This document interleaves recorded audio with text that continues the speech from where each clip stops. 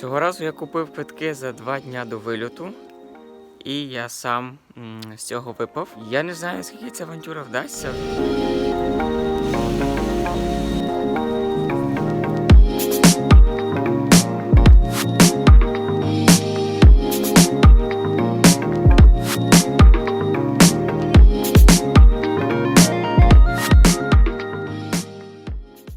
На Канарських островах якось гармонійно осіло щось від материкової Європи. І таки занесло вітрами трішки від спекотної Африки. 10 хвилин – це та мінімальна витяжка, в яку я зберіг враження про ці острови. І те, що я хотів про це вам сказати. Ловіть разом зі мною вітер піщаних дюн, спокій вулканів, мовчання гір чи шум пляжів. Це вам від Канар, а особисто від себе додав відчуття холодних ранків у палаці, сонячні вичікування машин для автостопу і пандемічне повернення назад. Контрастно.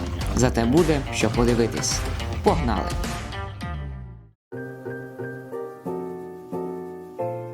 Доброго канарського ранку. Буквально 15 хвилин назад почався такий вітер, що я вже буду покидати палатку.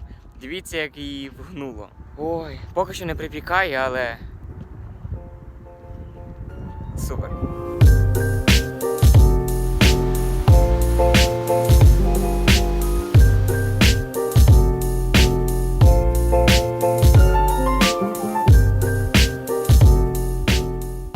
Дюни Мас-Паломас. Існує популярна омана, що це пісок із Африканської Сахари, яка знаходиться за 200 кілометрів від Гран-Канарії. Те, що він долітає на острови, вірно, але не він утворив дюни. Місцевий пісок утворився з коралових рифів, які були перемелені і відшліфовані льодовиками багато тисяч років тому. Течія прибила їх до берегу, де за справу взявся вітер, який вже і намотив дюни. Саме через це територія стала заповідником. Пісок тут не відновлюється.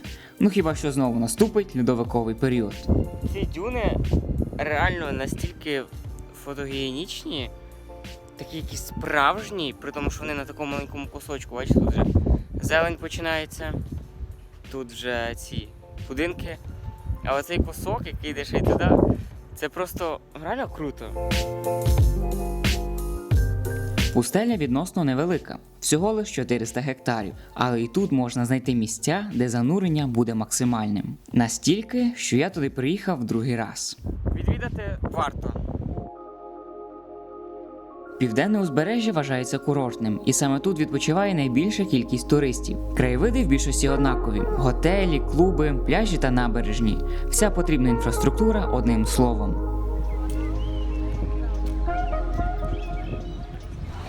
Зараз ми в Пуерто-Ріко і знаєте, це ніби готельна штука, але те, як ці готелі класно розклались на скелях, і те, як вони всі в білому кольорі, тобто не виділяються, робить класну гармонію. З'їхати сюди по дорозі нормально.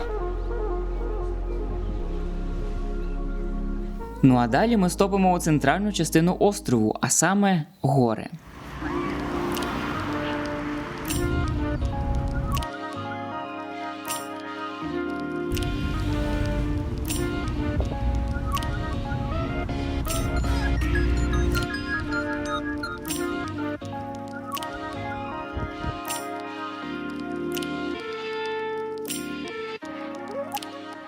Єй, автостоп – це так весело.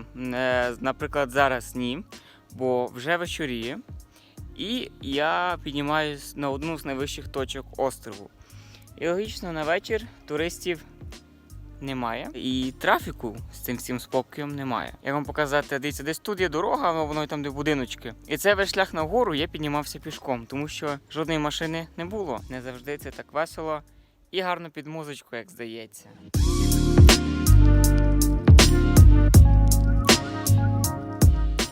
Спати в лісі класно, бо тихо, немає пилюки, а є така класна хвоя. Вітру також майже немає, бо дерева беруть весь удар на себе, і ти його не відчуваєш. І пташечки, і класне свіже повітря. Мінус – тут реально холодніше, аніж біля берегу.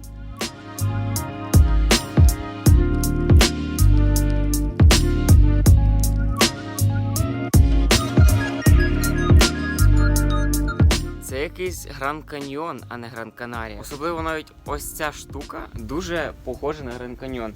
Мені здається, якщо я колись попаду туди, я обов'язково згадаю Гранд Канарія. Я, звісно, трошки розчарований, що зараз немає сонечка і такої красоти. Але з іншого боку, мені навіть легше було підніматись, коли воно не парить. Але ще один плюс, що тут все не у хмарах.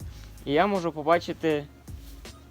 Зараз Тейде. Тенерифе, скоріше за все, буде наступний острів, на який я полечу з Канар. Да. І я піднімлюсь туди.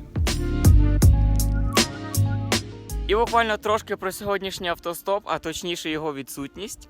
Від оцієї штуки я спустився вниз по долині, пройшовся по дорозі і піднявся сюди. Тому, бачите, не кожен день це автостоп, затяжні хайки. Також досить така нормальна практика у мене. Ось ми і на самій високій точці острову – Піко де лас Ньєвес. З одного боку видніється острів Тенерифе і найвища точка Іспанії. Те, що треба. А з іншого – дюни Маспаломас. Файно. Дуже навіть файно. Що таке Канари? Запитаєтесь ви мене. Це алоє, яке більше від тебе десь так в 2 рази. Буквально вчора оголосили цю штуку з пандемією і закриття шкіл, інших громадських закладів на певний час. І сьогодні я от стоплю і, знаєте, відчувається, бо довго стоплю.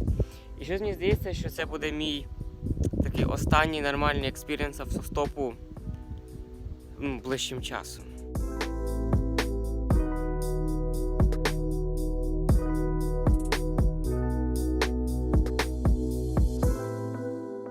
І ось він, кратер потухшого вулкана. Його діаметр, на секундочку, майже 1 кілометр. Виявилось, що земля біля вулкана дуже родюча. Люди почали садити виноград і робити з нього вино. Саме в честь одного місцевого винороба вулкан і отримав свою назву. Певно, то мало бути, дуже добре вино. І цей. І тут ще й чувак з папугою.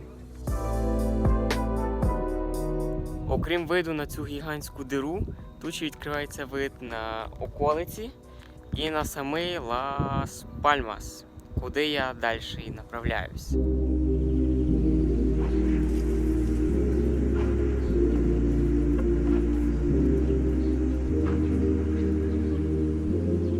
Крайню зупинку автобусів у місті організували як автовокзал.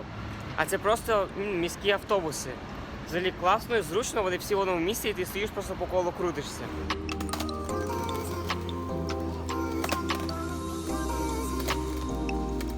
Нічого так не болить, як дивитись на локацію, куди ти мав поїхати.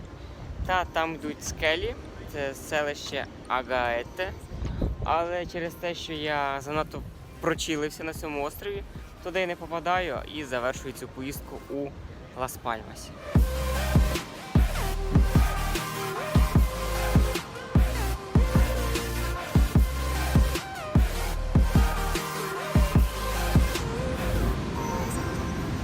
Не дивлячись на цю всю красоту, яка є позаду мене, всім, чим забита моя голова, це зараз... And lemon juice and lime.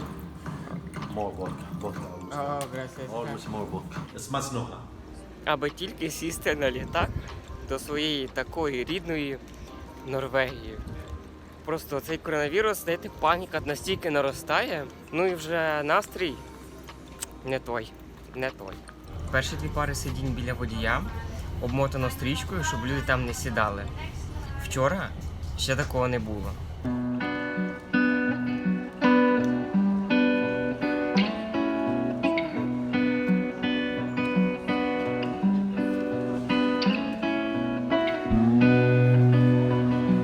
Ситуація яка? Рейси затримуються, їжі в різних фастфудах немає. Якщо так коротко, то це мінімальний треш.